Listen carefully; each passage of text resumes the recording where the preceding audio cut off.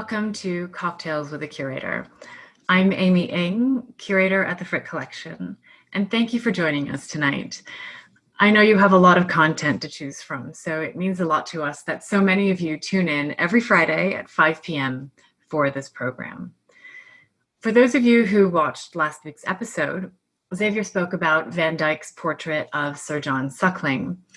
And this week we will stay again in Britain, and we will enjoy a different gin-based cocktail, a very refreshing one, I think. Since we're having a drink, I'd like to raise a glass to everyone out there. You and members of your family may well be among them. On the front lines, everyone who makes it possible for so many of us to stay safely at home, having a drink and talking about beautiful things like this painting, Constable's White Horse. If you've never stood in front of this painting before, it's very large. It's over 6 feet wide, and you can really get lost in it. It's like a portal that takes you from the Upper East Side of Manhattan to the English countryside. For John Constable, as many of you know, one of the most famous landscape painters in British history, I chose a gin and Dubonnet. Now, the gin part, I don't think I have to explain. It's very British. Dubonnet, for those of you who don't regularly stock it at home, is a French aperitif. It was invented in the 1840s, and like the Angostura bitters that Xavier enjoyed in his pink gin last week, Dubonnet too was invented as a medicinal drink. It contains quinine, British pronunciation quinine, I think, and that is derived from the cinchona tree native to Peru. And it was taken in the 19th century and is still taken today as a treatment for malaria. I did not choose a gin and Dubonnet just to be obnoxiously obscure. I wanted to introduce a little color and a little French.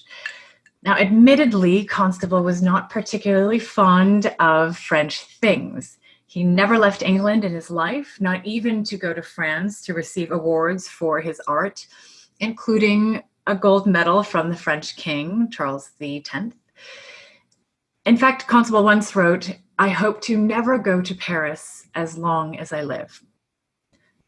But the French loved Constable. An artist no less than Delacroix proclaimed that Constable was the father of French landscape painting, and the Barbizon school of landscape painters idolized Constable. So in this drink, British and French unite. 1 part gin, dry London gin, 2 parts Dubonnet Rouge with a squeeze of lemon.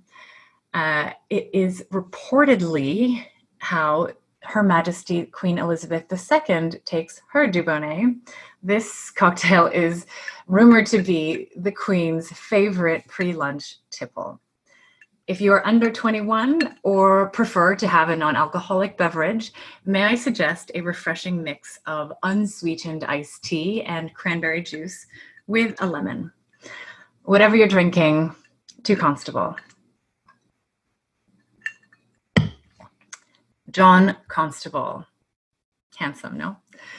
He was born in the countryside in Suffolk on the east of England in the year that the American colonies declared independence from Britain, so 1776. And he was born to a pretty well-to-do family. His father owned mills and a transport business that brought agricultural goods down to London.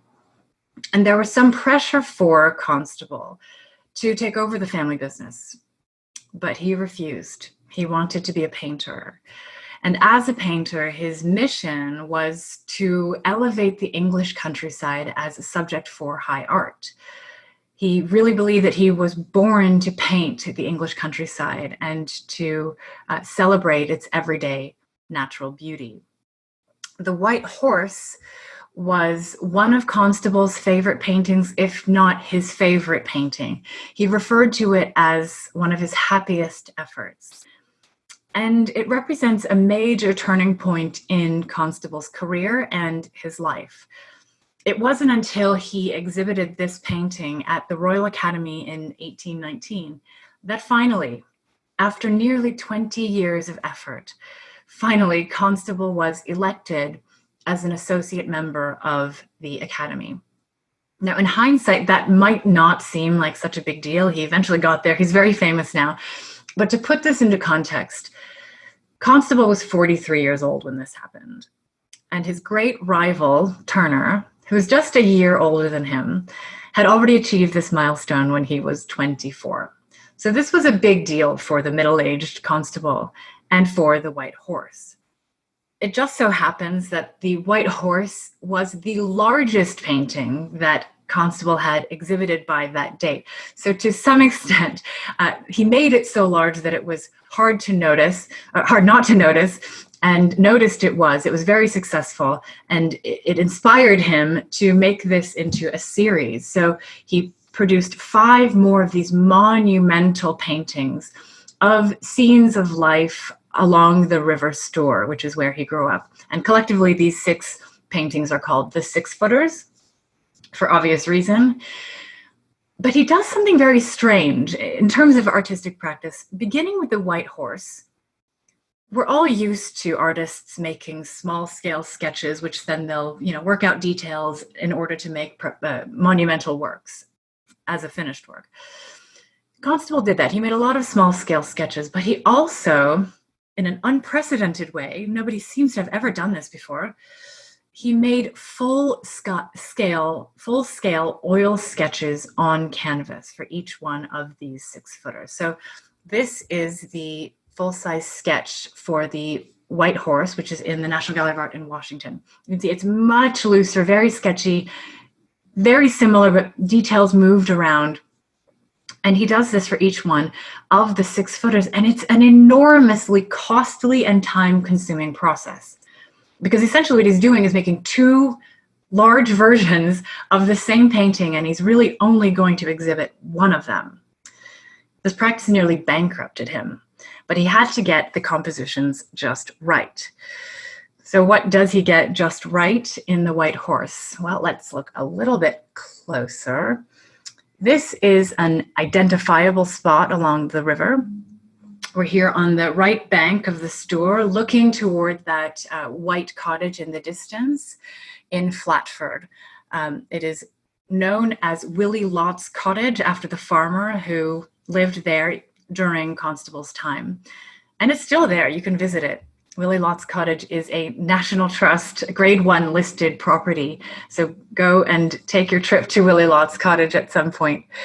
To the lower left, where the horse is passing, there's a leafy island called the Spong. And past the rustic boathouse in the center, in the back, there's a farmhouse hidden behind the trees called Gibbons Gate Farm. And it has a yard with 3 cows that are enjoying a little wade in the water. This is Constable Country, made famous by his paintings, but it was known as Constable Country even when Constable was alive. And he spent many years sketching in this area. I'll show you a sketch, probably the basis for the White Horse. You can see Willy Lott's Cottage there in the center. This is a sketch from a sketchbook made about 1814, now at the V&A Museum in London. He seems to capture this region exactly as it was.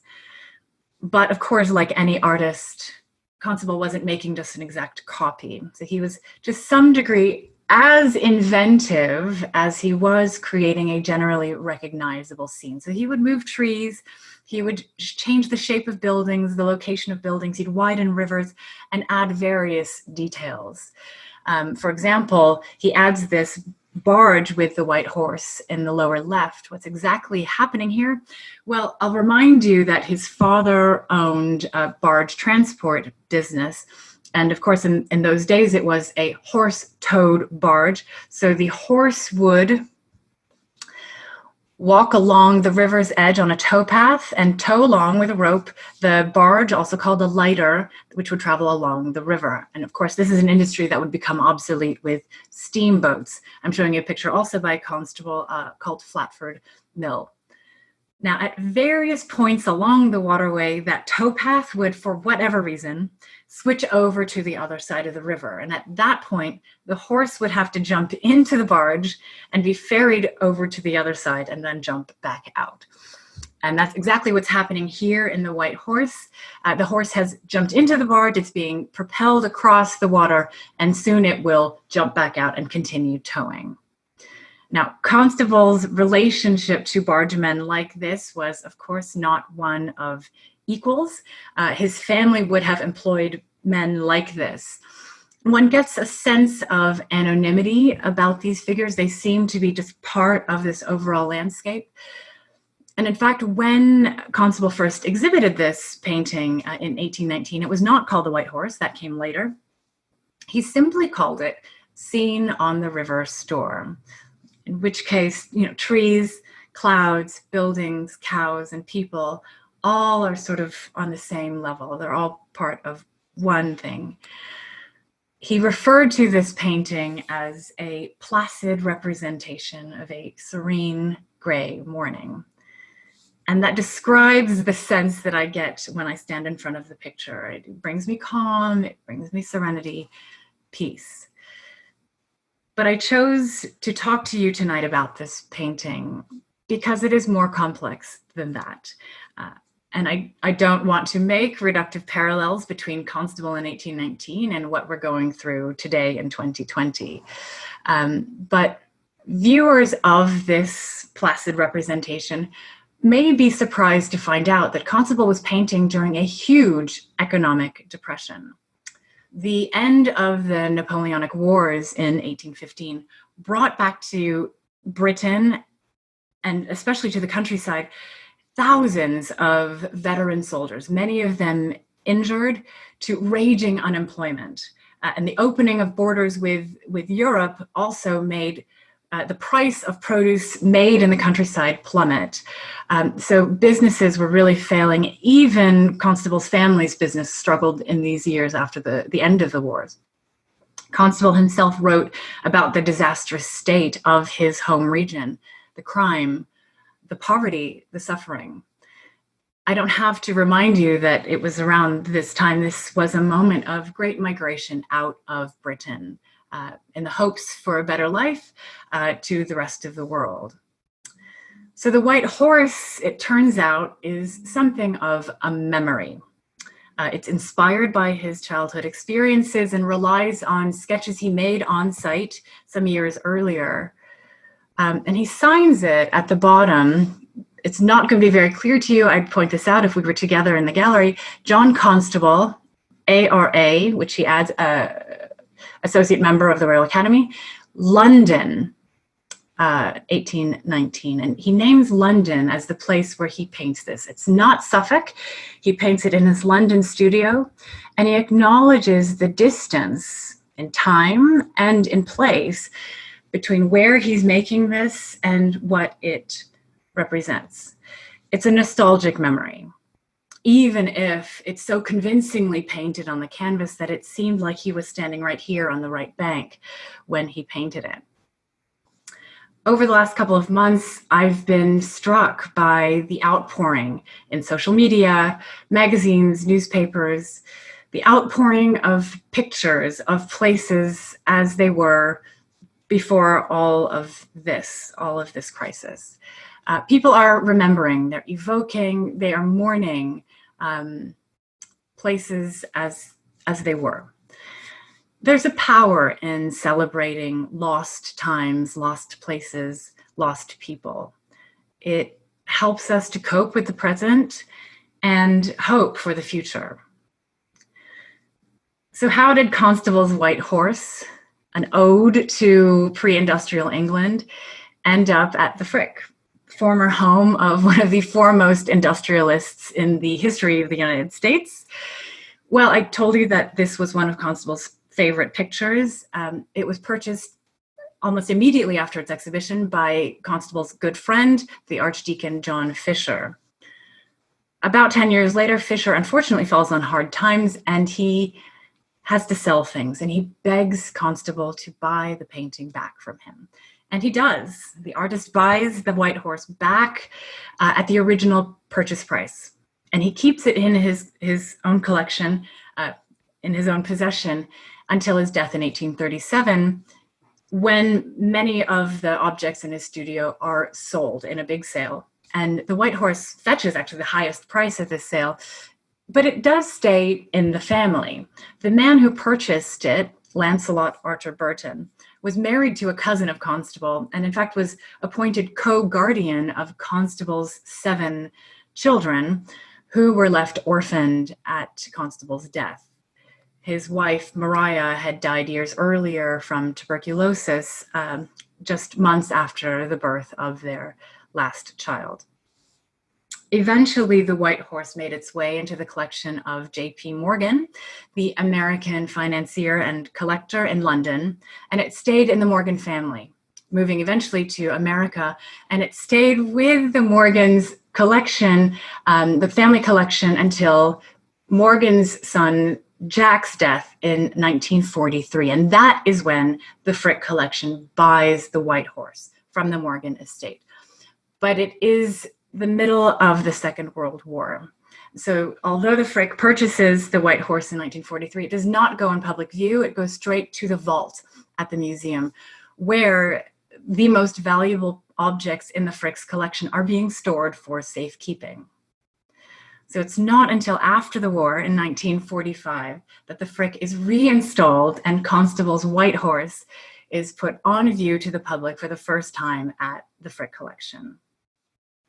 We look forward to the time when museums can safely open to the public, and I can't wait for visitors to once again have this chance to stand in front of the White Horse and to get lost in it, to be transported to the dreamy English countryside that Constable loved so much. Thank you for joining us tonight. Oh, by the way, it is delicious, but it is very strong. I think the Queen would have just one. See you next week.